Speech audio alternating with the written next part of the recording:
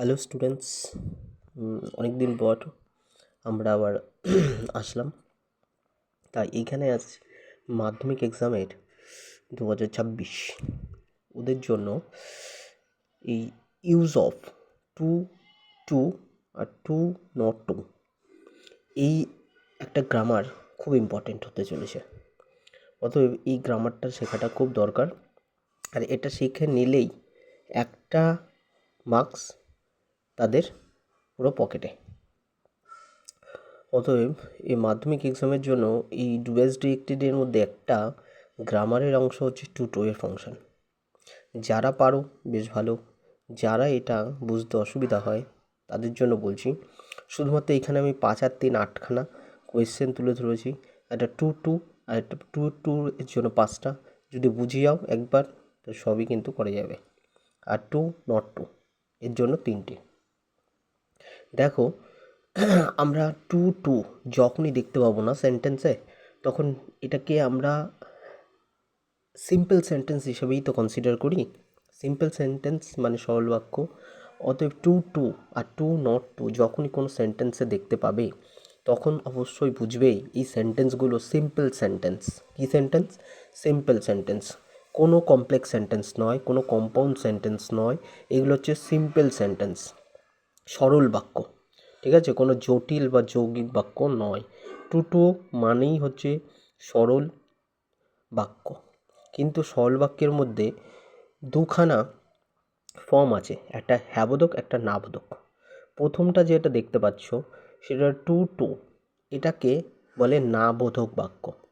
যখন two T double O আর একটা ভেতরে টু আন্ডারলাইন করা আছে, দেখো এই টি ডবল ও আর টি ও, প্রথমে যে টি ডবল ও আছে এটা কিন্তু একটা অ্যাডভার্ব, ঠিক আছে। আর পরের যে টুটা আছে এটা কিন্তু একটা প্রিপোজিশন। অতএব টু টু যখন দেখতে পাবে কি বুঝবে? এটা একটা সরল বাক্য। ঠিক, এই সেন্টেন্সটা হচ্ছে একটা সিম্পল সেন্টেন্স, কিন্তু এটা কি নেগেটিভ ফর্ম, মানে না বোধক বাক্য। রতন ইজ টু, এক্সাম্পলটা দেখো 1 নম্বর, Ratan is too stupid to be clever.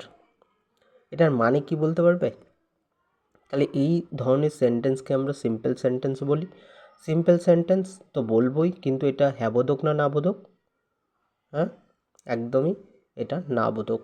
Two too T double O আর ভেতরে হচ্ছে টি ও, তাহলে একটা অ্যাডভার্বটা হচ্ছে টি ডবল ও আর ভেতরে প্রিপোজিশনটা হচ্ছে টি ও। যখনই টু টু দেখতে পাবে তখন বুঝবে সিম্পল নেগেটিভ সেন্টেন্স।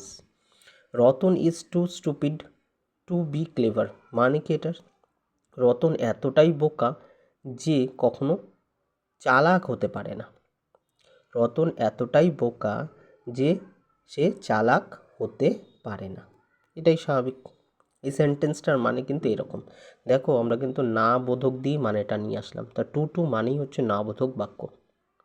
ঠিক আছে, আমরা এটার কিন্তু কিভাবে এটার আনসার করতে হবে, সিম্পল সেন্টেন্স থেকে কমপ্লেক্স সেন্টেন্সে নিতে গেলে এটার আনসার কী হবে সেগুলো আমরা পরের ভিডিওতে দেখব।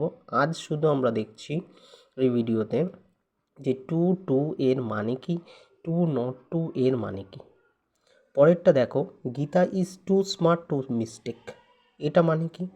গীতা এতটাই চালাক চতুর বা এতটাই বুদ্ধিমান যে সে কখনো ভুল করতে পারে না।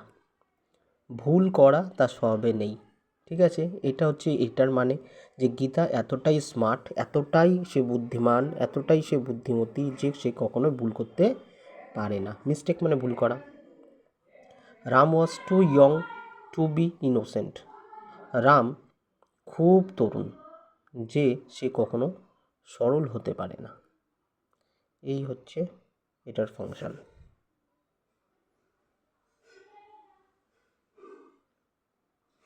তোমরা একটু মিনিংগুলো দেখে নাও।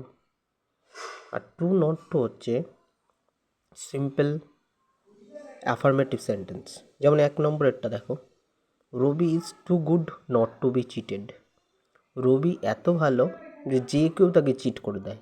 এই সেন্টেন্সের মানে দেখো এরকম, কিন্তু সিম্পল সেন্টেন্স কিন্তু অ্যাফার্মেটিভ সেন্টেন্স, নট থেকেও কিন্তু অ্যাফার্মেটিভ।